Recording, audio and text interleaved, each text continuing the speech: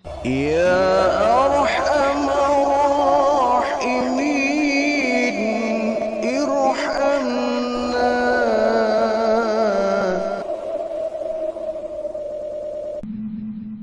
Wa an ibni Mas'udin radhiyallahu anhu qala Rasulullah sallallahu alaihi wasallam, la hasada illa fisnataini, rajulun adakhallahu malan fasallatuhu ala halakanihi fil haqqi, wa rajulun adakhallahu al-hikmata fahuwa yaqdi biha wa yu'allimuha. Muttafaqun alaih. Dari Ibnu Mas'ud, semoga Allah meridhai beliau, bahwa ia berkata, Rasulullah sallallahu alaihi wasallam bersabda, tidak diperbolehkan memiliki sifat iri kecuali ada dua hal. Yang pertama, iri terhadap orang yang diberikan harta oleh Allah, kemudian ia pergunakan untuk membela kebenaran terhadap yang ia hadapi. Yang kedua, orang yang diberikan ilmu pengetahuan, kemudian ia amalkan dan mengajarkannya.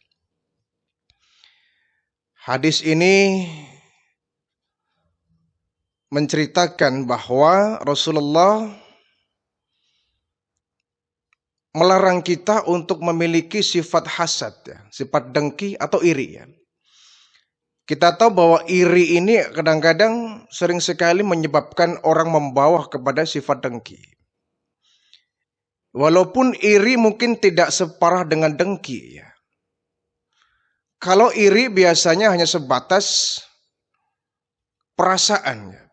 Dia cemburu, dia jealous dengan kondisi orang lain, itu iri. Kalau dengki ini biasanya lebih kepada perbuatan. Dia praktekkan ketidaksukaannya dengan orang lain dengan perbuatan yang menyebabkan orang itu menderita. Itu dengki. Kita nggak suka kepada orang, kemudian tidak sukanya kita wujudkan dengan perbuatan, dengan aksi nyata. Itu namanya dengki. Kalau kita melihat orang lain bahagia, kalau sekedar iri ya mungkin ya dia iri saja, cemburu saja. Tapi kalau dengki, dia akan berusaha bagaimana agar kebahagiaan yang dirasakan orang dia rusak gitu. Atau agar bahagianya orang lain itu bisa pindah kepada dirinya, atau setidaknya hilang dari orang lain, itu dengki. Jadi dia akan berusaha agar orang lain tidak merasakan bahagia. Kalau boleh jangan orang lain dah, dia sendiri yang bahagia. Nah, dengki ini lebih mengarah kepada perbuatan negatif ya. Bukan hanya perasaan saja, tapi dia buktikan dengan aksi nyata. Dia berusaha untuk menghilangkan kebahagiaan yang sedang dirasakan oleh orang lain itu. Dia berusaha untuk merusak kesenangan orang lain, karena dia sendiri tidak bisa merasakan kebahagiaan itu. Adapun iri ini sekedar dia merasa, kok saya nggak bisa dengan dia ya, kok saya nggak bisa seperti dia ya. Hanya perasaan, tidak sampai dibuktikan dengan perbuatan. Itu pun dilarang ya. Walaupun mungkin barangkali iri ini merupakan sifat dari manusia, tabiat dari manusia. Ya, manusiawi ketika orang kemudian punya rasa iri, kok saya nggak mampu ya, kok saya nggak mampu ya, kok saya nggak bisa ya. Dia punya mobil, kok saya nggak bisa ya. Dia sudah punya rumah, kenapa saya nggak bisa ya. Nah ini iri. Iri ini walaupun ya tetap tidak boleh ya, tapi seenggaknya iri jangan sampai mengarah kepada perbuatan dengki. Kalau dengki ini sudah menghancurkan amal perbuatan kita. Nah kata baginda Rasulullah, la hasada illa fitnataini. Janganlah engkau memiliki sifat hasud. Janganlah engkau merasa iri dengan orang lain kecuali terhadap dua orang. Ada dua orang yang kata baginda Rasul kita boleh iri kepadanya. Siapa mereka? Yang pertama, rajulun ataghallahu malan. Fasallatuhu ala halakatihi fil haqqi. Iri kepada orang yang memiliki harta benda, yang hartanya dia pergunakan untuk membela kebenaran, yang hartanya ia belanjakan di jalan Allah, yang hartanya dia pergunakan untuk membantu orang lain. Ini kita boleh iri. Tapi terhadap orang yang memiliki harta dan disimpan saja, ya ini kita nggak boleh iri. Ya, kita nggak boleh meniru bahkan. Dia pelit dengan hartanya, dia kikir dengan kekayaannya. Orang seperti ini jangan kita tiru, nggak perlu kita iri. Yang perlu kita iri adalah melihat orang yang berharta benda. Dia orang kaya dan dia pergunakan hartanya sebagai alat untuk mendekatkan diri kepada Allah. Dia santuni yatim piatu, dia santuni orang-orang fakir miskin, dia bantu pembangunan masjid, dia bantu pembangunan pesantren, dia mendirikan yayasan Islam, tempat-tempat tahfidz Quran. Dia pergunakan, dia salurkan hartanya untuk mendekatkan diri kepada Allah melalui dia berinfak, bersedekah. Orang semacam ini kita boleh iri dalam arti, kita bukan ngiri ke orangnya ya, tapi ngiri ke sifatnya. Artinya apa? Saya juga nanti kalau sudah punya harta benda kelak saya akan seperti dia dah. Ya, masa dia bisa, saya nggak bisa. Nah, ini yang sebenarnya akan merangsang kepada perbuatan yang positif, yang baik. Kita akan meniru hal yang baik, itu bagus. Dia bisa nyumbang masjid kok, kenapa saya tidak? Dia bisa mendirikan pondok pesantren, kenapa saya tidak? Dia bisa menyumbang kepada yayasan Islam yatim piatu, panti jompo, panti asuhan, kenapa saya tidak? Yang seperti kita boleh mengiri. Tapi bukan iri dengki yang kemudian kita menceritakan kelemahan orang lain. Dia nggak suka, kita nggak suka dengan dia, kemudian kita beberkan kekurangannya, kita ceritakan keburukannya agar orang tidak simpati kepada orang itu. Ini nggak boleh. Umpama ya, kita melihat ada orang kaya dan dia banyak nyumbang kemana-mana, dia berinfak, dia menyumbang membantu pembangunan masjid, pesantren, madrasah. Kita iri kemudian kita ceritakan, kita hasut. Kamu tahu nggak kenapa? Dia itu uang dari mana? Uang korupsi itu tuh. Uang hasil korupsi itu. Nah kita ini nggak boleh. Iri seperti ini dah perbuatan dosa. Dengki namanya kita. Kita nggak suka dengan orang lain berbagi, bersedekah. Kita nggak suka. Nah, ini nggak boleh. Allah, dia mah sedekah kenapa? Nyari pujian, nyari uah, nyari sanjungan saja dia nyumbang pesantren ini. Alah, saya tahu dia itu nyari uah ya. Nyari sanjungan orang supaya viral. Nah, ini nggak boleh namanya kita. Ngiri yang kayak gini nggak boleh. Ngiri kepada orang yang punya harta kemudian berinfak. Artinya bahwa saya kelak kalau punya rezeki akan seperti dia. Dia bisa, kenapa saya tidak? Nah ini sebenarnya bagus. Akan merangsang kita untuk lebih giat bekerja. Dan kemudian punya satu target, punya satu harapan dan cita-cita bahwa kelak saya bisa seperti dia. Sekarang saya mungkin belum bisa karena barangkali rezeki saya belum cukup. Tapi kapan waktunya saya memiliki harta benda yang berlebih, saya akan seperti dia, menyumbang pondok pesantren, menyumbang masjid, mendirikan yayasan Islam, mendirikan tahfidz Quran. Saya bisa seperti dia. Nah, ini yang bagus ini. Ya, kadang-kadang kita ini kalau iri hal-hal yang sifatnya duniawi. Ya wajarlah kalau iri, tapi jangan sampai iri ini menyebabkan dengki. Kalau udah dengki itu biasanya kita cenderung mengorek-orek aib orang. Mengorek-orek kejelekan orang, kekurangan orang. Kita ceritakan, kita beberkan. Agar kebaikan orang lain kemudian tertutupi. Agar orang lain tidak memandang orang yang kita nggak suka menjadi orang yang baik. Dia ingin tapi dia nggak mampu. Itu dulu seperti cerita seekor kera ya, seekor monyet. Ada satu dongeng, seekor kera dia melompat ingin meraih, mengambil buah anggur. Tapi karena buah anggurnya cukup tinggi, Ini si seekor monyet ini dia nggak mampu, dia loncat lagi, nggak mampu lagi. Dia loncat lagi untuk meraih, memetik satu buah anggur, dia nggak habis, terlalu tinggi. Capek dia, si monyet ini, akhirnya dia kecewa. Kemana dia pergi selalu mengutuk itu, mengutuk buah anggur, anggur pahit, anggur asam, anggur tidak enak, anggur pahit, anggur asam. Terus dia mengutuk, padahal bukan anggurnya yang asam, bukan anggurnya yang pahit, dianya nggak mampu meraih ke sana. Nah ini maka ada istilah ya, orang syirik tanda tak mampu. Maka kita harus berbangga hati, harus berlapang dada ketika ada orang lain sudah bisa meraih apa yang belum bisa kita raih. Mestinya begitu. Ya.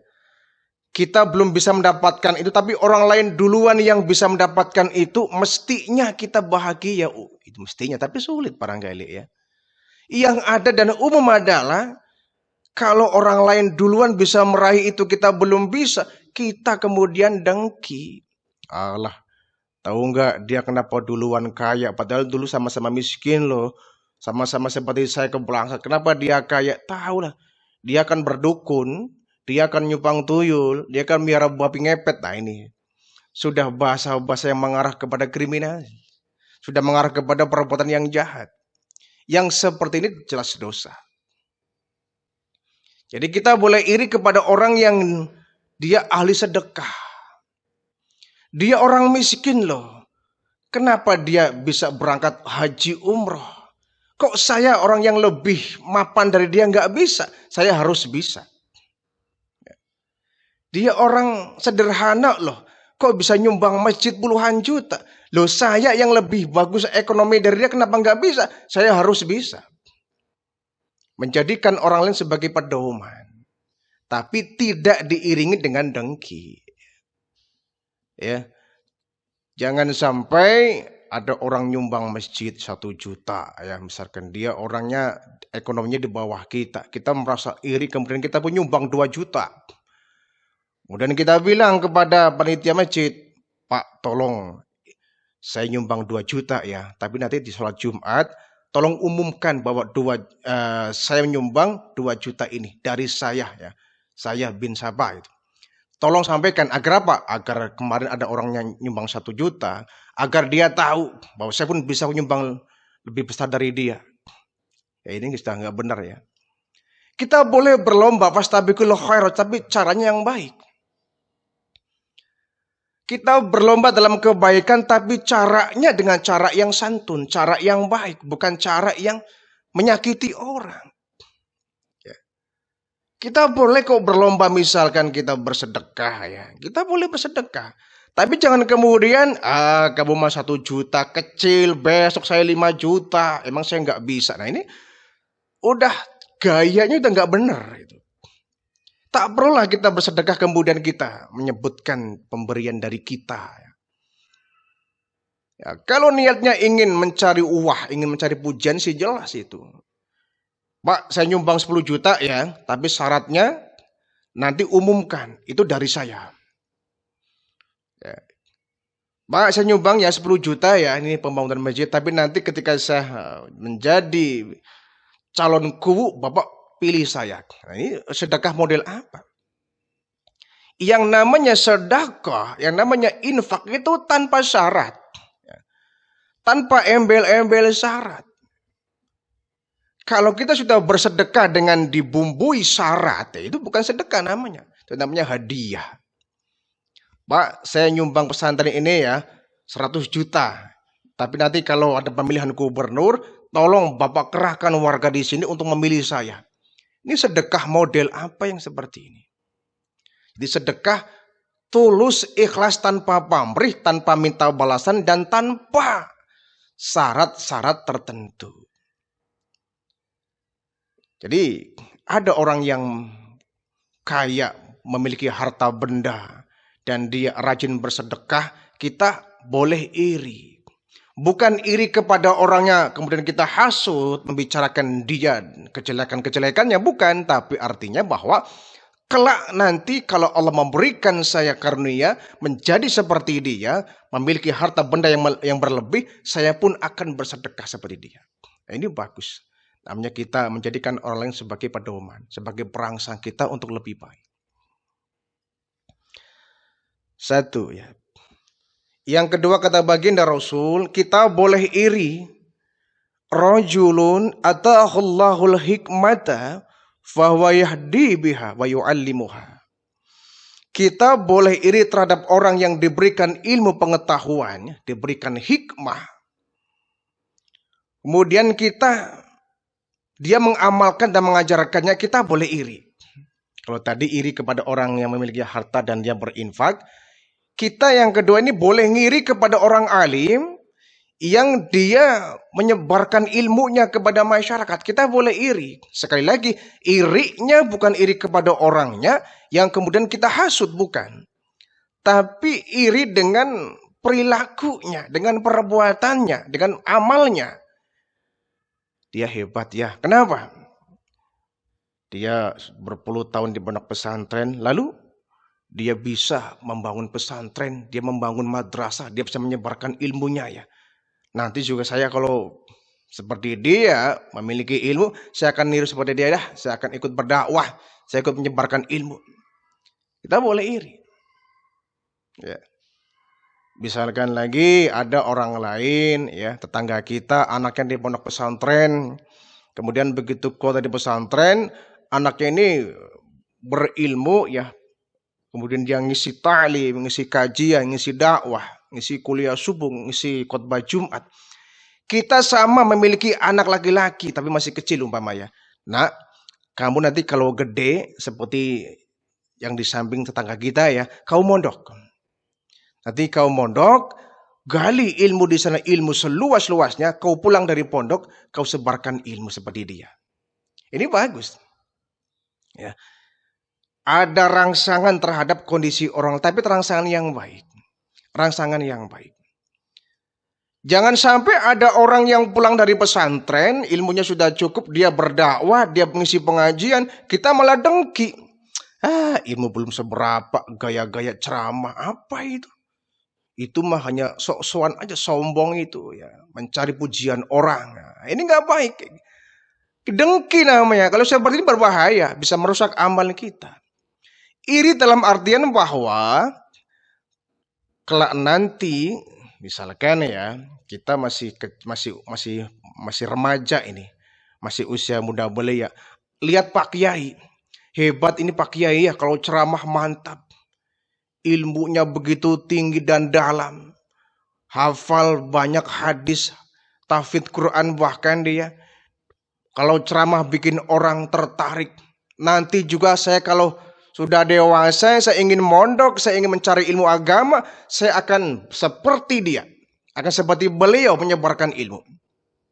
Ini bagusnya anak-anak muda ini harus, ya, para santri ini harus punya cita-cita.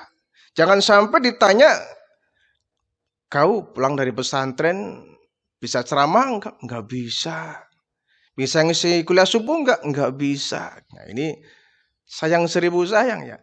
Nah, para santri harus punya cita-cita bahwa nanti saya keluar dari pesantren ini, saya harus menjadi seorang ulama, seorang kiai, mubalik untuk berdakwah, mencerahkan, mencerdaskan masyarakat. Ini bagus. Dia mencontoh kiainya, dia mencontoh guru-gurunya di pesantren. Jangan kemudian iri dengki kepada orangnya. Ya, ini kadang-kadang di masyarakat kita begitu. Ya, terutama ya mohon maaf, orang tua yang kurang bijak ini kadang-kadang ya. Kalau melihat ada anak muda yang berpotensi, dia bagus, dia berpotensi, dia tersaingi, ya. Dia merasa bahwa ini saingan saya, nih harus saya tekan itu. Akhirnya Pak tidak boleh ngisi ceramah, tidak boleh ngisi kuliah subuh, tidak boleh jadi khatib. Kenapa? Khawatir nanti ilmu dia tersaingi, pamor dia akan berkurang. Ini sangat nggak bijak ya. Biarpun dia seorang kiai, ulama yang ilmunya barangkali tinggi. Ya.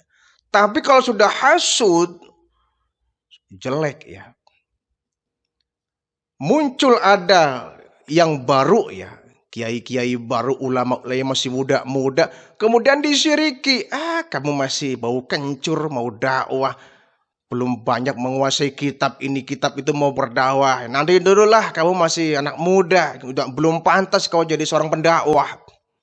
Kenapa? Apa ada syarat jadi pendakwah harus orang sudah tua? Ya. Apa ada syarat bahwa yang berdakwah itu harus yang ilmunya tinggi? Yang belum punya ilmu tinggi nggak boleh berdakwah. Terlalu sempit kalau seperti itu. Apapun ilmu yang kita miliki, walaupun hanya seberapa, sampaikan kepada orang itu kewajiban. Balighu anni walau ayah, kata baginda, sampaikan dariku walaupun kau sanggupnya 1 ayat. Kadang orang yang dengki itu akan macam-macam bicaranya itu. Baru belajar 1-2 kitab udah gaya dakwah. Apa itu? Kenapa? Itu dengki itu. Ya. Masih muda itu belajar dulu lah. Jangan buru-buru jadi pendakwah. Kenapa? Kita kan bisa sambil belajar, sambil berdakwah kan bisa. Nggak harus tuntas dulu belajarnya, baru boleh berdakwah. Mana aturannya? Ya.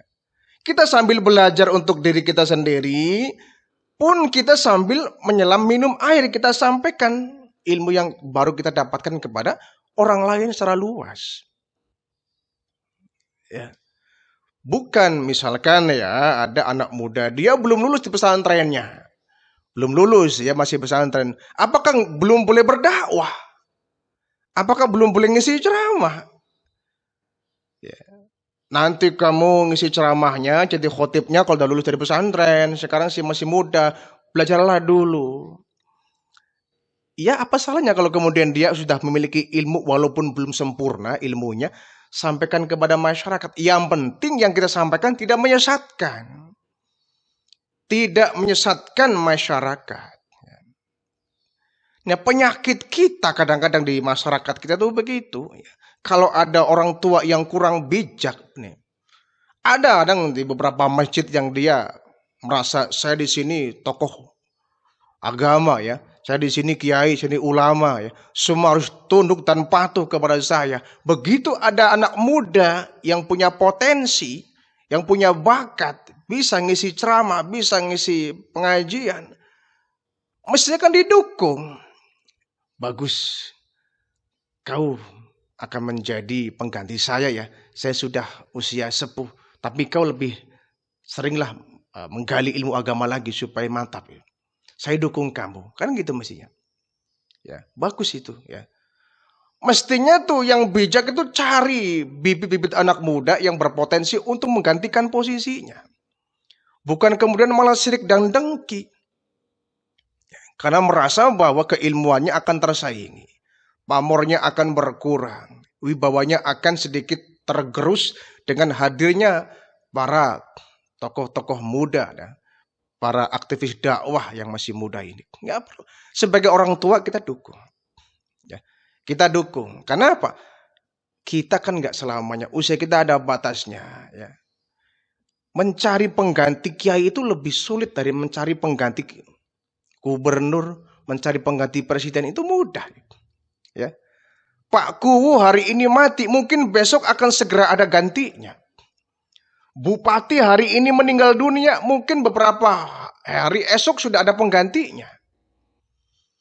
Pak Gubernur meninggal dunia, mungkin esok lusa ada penggantinya. Bahkan presiden hari ini mati, mungkin ya, beberapa hari ke depan ada penggantinya. Tapi kalau ulama meninggal dunia, apakah pasti besok ada penggantinya? Belum tentu. Belum tentu ada. Nah, ini yang perlu kita waspadai bahwa ya, mencari pengganti kiai, pengganti ulama itu lebih sulit daripada mencari pengganti pejabat. Karena SK yang diberikan kepada ulama, kiai, mubalik, ustadz, SK-nya dari masyarakat, bukan dari instansi tertentu. Nggak bisa digantikan secara otomatis. Ya. Bapaknya kiai saja, anaknya belum tentu bisa menggantikan posisi bapaknya. Belum tentu bisa. Ya. Kalau bapaknya gubernur, anaknya mungkin bisa lah ya. menggantikan bapaknya barangkali ya. Tapi kalau kiai ulama meninggal dunia, anaknya belum tentu bisa menggantikan bapaknya. Ini faktor alami, ya, natural yang seperti itu. Maka sebagai orang tua yang bijaksana, mestinya kita mendukung ya. Mendukung apabila ada lembaga-lembaga tertentu yang ingin mengorbitkan anak-anak muda sebagai pendakwah, kita dukung. Kalau ada anak-anak muda yang berbakat bermunculan, yang bisa berdakwah, bisa ceramah, memberikan pencerahan, berbagi ilmu, sebagai orang tua, kita dukung. Ya, kita dukung, namun tetap kita sebagai yang dituakan, kita memberikan nasihat-nasihat, ya, penyuluhan-penyuluhan agar mereka semakin matang sebagai pendakwah. Jadi kita boleh iri ya. Rajulun atahallahul hikmata fahuwa yahdi biha wa yu'allimuha. Kita boleh iri kepada orang yang berilmu dan dia mengamalkan serta mengajarkan ilmunya. Kita boleh iri dalam arti bahwa nanti saya kalau punya ilmu pun saya bisalah seperti dia. Saya akan nyontoh dia, saya bisa kok niru seperti dia. Nah, kemudian timbullah persaingan-persaingan, tapi bukan persaingan yang negatif, ya, persaingan yang positif.